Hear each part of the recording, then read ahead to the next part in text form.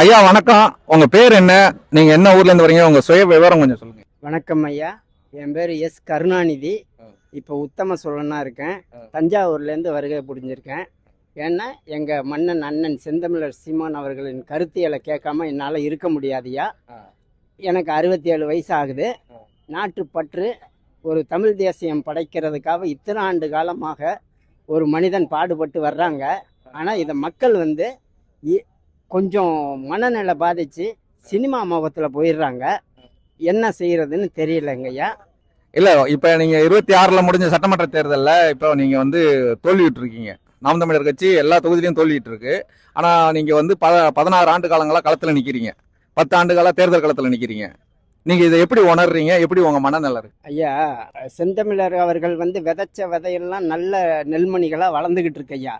அதுல சில பேருக்கு இந்த மனநிலை பாதிச்ச மாதிரி இந்த சினிமா மோகத்துல போறவங்க மாற்றத்தை கொடுத்துட்டு இது நாங்க தோத்துட்டோன்னு சொல்றாங்க. எங்களுக்கு தோல்விதான் வெற்றியோட முதல் படிக்கட்டு. இதை அண்ணன் சொல்றாங்க. ஆனா நாங்க முழு மூச்சா இதுலதான் இயங்கி கொண்டு இருக்கிறது. என்னன்னா இந்த தமிழ் மக்களை மீட்டெடுக்கணும். தமிழ்நாட்டின் வளத்தை எல்லாம் பெருக்கி இந்த மக்கள் கையில ஒப்படைக்கிறப்ப இந்த மக்கள் மன மகிழ்ச்சி அடைவாங்க.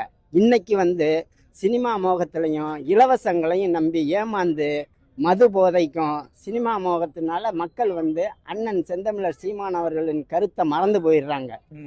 புரியுதுங்களா? இப்ப நம்ம நீர்வளம் நிலவளம்லாம் யாரு காப்பான்னு தெரியாது. அந்த அடிப்படையில பாத்தீங்கன்னா இப்பயே சொல்ல ஆரம்பிக்கிறாங்க. முதல்வருடைய ரசிகர் பட்டாளம் வாக்கு செலுத்தின தம்பிங்கெல்லாம் தெரியாம போட்டுட்டோம், மாற்றோம்னு சொன்னதும் ஏமாந்துட்டோம். ஆனா இப்ப செஞ்சது தவறா தெரியுது, கொஞ்சம் பொறுத்து இருந்து பார்ப்போம்னு மக்கள் எல்லாமே கருத்துல அப்படிதான் சொல்றாங்க. இளவட்ட பிள்ளைங்கள்லாம் இந்த சினிமாங்கிற மோகம் நமக்கு தெரியாமையே நீட்டு கிளாஸ்ன்னு வச்சு அதுக்குள்ளேயே புகுத்திட்டாங்க சினிமாவை. ஏன்னா பணக்காரங்க வீட்டுக்குள்ளதான் அங்க படிக்குது, ஏழை மக்கள் கிடையாது.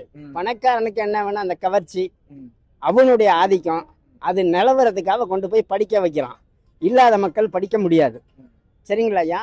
அண்ணன் எவ்வளோ தடவை சொல்றாரு, உங்களுக்கு இலவச கல்வி தரேன், இலவச மருத்துவம் தரேன், குடிநீர் சுத்தமான குடிநீர், விலையில்லா குடிநீர் தரேன், உங்க பூமியை வளப்படுத்தி தரேன் அப்படின்னு சொல்றாங்க ஐயா. சரிங்க, நீங்க இதெல்லாம் சொல்றதெல்லாம் சரிதான், நான் ஏத்துக்கிறேன். ஆனா நீங்க உங்களுடைய கொள்கை என்னன்னா, நீங்க ஒரு தமிழ் தேசியவாதின்னு சொல்லிட்டீங்க. ஏன்னா தமிழர் நிலத்தை தமிழர் தான் ஆளணும்னு சொல்றீங்க. ஆனா எடப்பாடியாரும் தமிழர் தான், இப்ப ஐயா விஜய் அவர்களும் தமிழர்கள் தான். எப்படி நீங்க இத ஃபீல் பண்றீங்க? நீங்க சொல்றது அவங்க தமிழர்னு சொல்றீங்க, நீங்க சொல்லித்தான் நாங்க தெரிஞ்சுக்கிறோம். ஏன்னா எடப்பாடி ஐயா எம்ஜிஆர் வழியில மக்களுக்கு செய்வாரு. அவரும் இங்க நாட்டுல விவசாயியா இருந்தவர்.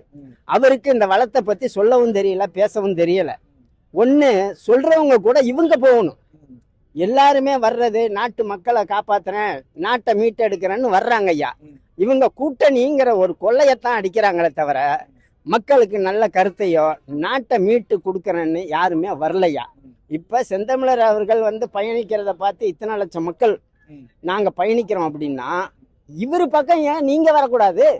நல்லது நாட்டுக்கு செய்யணும்னு நினைக்கிற நீங்க ஒரு நல்லவனோட ஏன் நீங்க வரக்கூடாது? சீமான் அவர்களே, உங்க பின்னாடி நாங்க வரோம்யா. நீங்க சொல்றது கருத்தையில இருந்து மக்களை காப்பாத்துறோம், மக்கள் கையை அந்த நிலைக்க வச்சு உழைப்பை கொடுக்குறோம் அப்படின்னு சொல்றதுக்கு ஒருத்தர் இல்லைன்னா இதை புரியாதது யாரு? இந்த நாட்டு மக்கள், நாசமா போன மக்கள். ஏன்னா ஒரு சிந்தனையற்ற சமூகமா மாத்திட்டாங்க. மது போதைக்கும் இலவசத்தை கொடுத்தவன் மயங்கிடுறான். அந்த நேரத்துல ஒரு நல்ல கருத்தை விதைச்சு சின்னதுல இருந்து பிள்ளைங்களுக்கு ஒரு புத்தியை சொல்லி வளர்த்தாங்கன்னா அந்த குழந்தை இப்ப கொஞ்சம் மாறி ஒரு மனமாற்றம் ஏற்பட்டு நல்லவங்க கூட. குழந்தைங்கன்னு சொன்ன உடனே ஞாபகம் வருது. இன்னைக்கு முதல்வர் சிஎம்மா பொறுப்பேற்ற அன்னைக்கே சொன்னாரு, குட்டீஸுகளுக்கு வாழ்த்து சொன்னார். நீங்க எனக்கு நிறைய ஹெல்ப் பண்ணிருக்கீங்க, உங்களுடைய உதவியில தான் நான் சிஎம் ஆனன்னு ஒரு வாழ்த்து சொன்னாரு. ஐயா, அவர் வாழ்த்து சொன்னதே தவறுன்னு நினைக்கிறேன். குட்டீஸுக்கு இவர் நல்ல கருத்தை விதைச்சிருக்கணும். எப்பா ஊடகத்துல பாக்குறேன்ப்பா, நீங்க ஒரு என்ன உங்களுக்கு ஒரு நல்ல கருத்தை விதைச்சி நீங்க அது மாதிரி வர தெரியல, நானும் உங்களுக்கு சொல்லி கொடுக்கல, வந்த போக்கில் வந்துட்டீங்க, ஓட்டை போட்டு என்னை ஜெயிக்க வச்சுட்டீங்க. ஆனா நீங்கள்லாம் நல்லவனா இருந்தாதான் என் பேர் நிலைச்சு நிற்கும். உங்களை தற்கொலைன்றாங்க ஏற்கனவே, அதெல்லாம் உடைங்கய்யா. ஒரு நல்ல சமூகத்தை உருவாக்கணும்னா ஒருத்தர் கத்திக்கிட்டு இருக்காருன்னு சொன்னேன், அந்த கருத்தியலை ஏந்துங்க. நான் சொல்ல மறந்தாலும் இன்னொருத்தர் சொல்ற கருத்தை ஏந்திக்குங்க. இந்த நாட்டை வளப்படுத்துறதுக்கு என் கூட நில்லுங்க. சரிங்க. இந்த மக்களுக்கு செய்யறேன்னு வாங்க. சரிங்க. இப்ப நீங்க என்ன இப்போ வந்து இந்த தோல்விக்கு பிறகு இப்பதான் முதல் மேடை உங்க அண்ணன் ஏறி இருக்காங்க, நம்ம அண்ணன் ஏறி இருக்காங்க. இப்ப நீங்க அவங்களுக்கு ஏதாவது சொல்லணும்னு விரும்புறீங்களா, இல்ல ஏதாவது மாற்றங்கள் வரணுமா? ஏன்னா 16 ஆண்டு காலங்களா நம்ம வந்து இப்படியே கத்திக்கிட்டே இருக்கோம். வேற ஏதாவது மாற்றம் வரணும், நீங்க ஏதாவது அண்ணனுக்கு அறிவுரை சொல்லணுங்கிற மாதிரி. ஏன்னா உங்க வயசு வந்து முதிர்ச்சியானவருங்க, நீங்க சொல்லலாம், அண்ணன் சொன்னா நீங்க கேட்டுப்பாங்க. இப்படி இப்படி செஞ்சா நல்லா இருக்கும் கூட உங்க மனசுல இருக்கிறது கொஞ்சம் சொல்லுங்க. ஐயா, தயவு செஞ்சு ம். செந்தமிழர் சீமான் அவர்கள் கருத்தியலால நான் விதைக்கப்பட்டிருக்கேன். ம். அவருக்கு வந்து நான் ஒரு இதை சொல்ல முடியாது. நான் படிப்பறிவற்றவன். முதல்ல நான் எம்ஜிஆர் அவர்கள்னு ஓடுவேன்.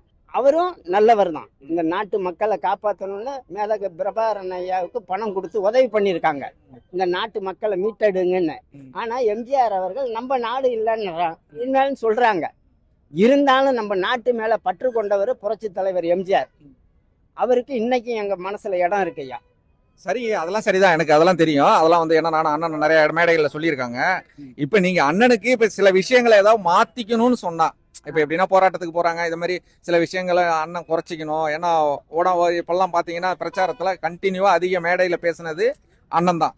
அத மாதிரி ஏதாவது அறிவுரைகள் இருந்தா? கண்டிப்பா ஐயா. அண்ணனுக்கு என்ன, நான் அறிவுரை கிடையாது, அண்ணனுக்கு தாழ் பணிஞ்சு கேட்டுக்கிறேன். தயவு செஞ்சு இனிமே போராட்டத்துல கலந்துக்காதீங்க. இந்த நாட்டு மக்கள் நாசமா போறோமே, எங்க சீமானை காணுமேன்னு தேடி வர்றான்ல, அப்ப நீங்க வீட்டுல இருந்துகிட்டு எங்களுக்கு தொண்டர்களுக்கு அறிக்கை கொடுங்க. ஐயா இந்த இடத்துக்கு போடுறா, நீ கிழவனா இருந்த, நான் கிழவன் ஐயா.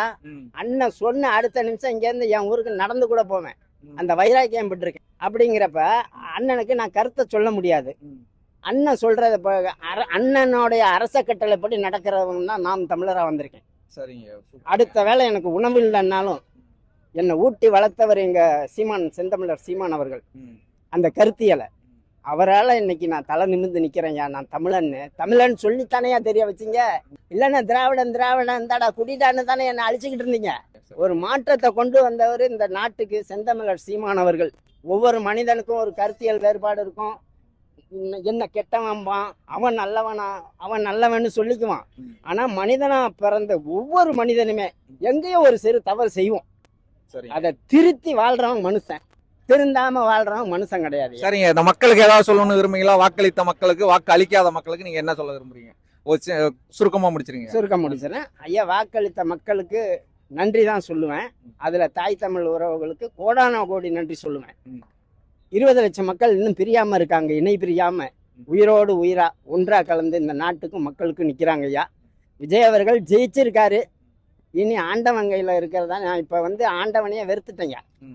கடவுள் எல்லாம் ஒன்னா சேர்ந்துதான் செந்தமிழர் சீமானை அனுப்பிச்சிருக்காங்க. எங்களால இந்த மக்களை திருத்த முடியாது.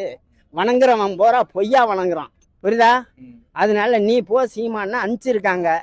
அதுக்குள்ள இந்த மக்கள் கரம் பிடிச்சி வந்தா நாடு வளம் பெறும், நாட்டு மக்கள் நலம் பெறுவார்கள் ஐயா. இல்லைன்னா நாசமா போயிடுங்க. நன்றிங்க, சிறப்பான கருத்தை சொன்னீங்க. நன்றிங்க. சந்தோஷம், வாழ்த்துக்கள். நாம் தமிழர்.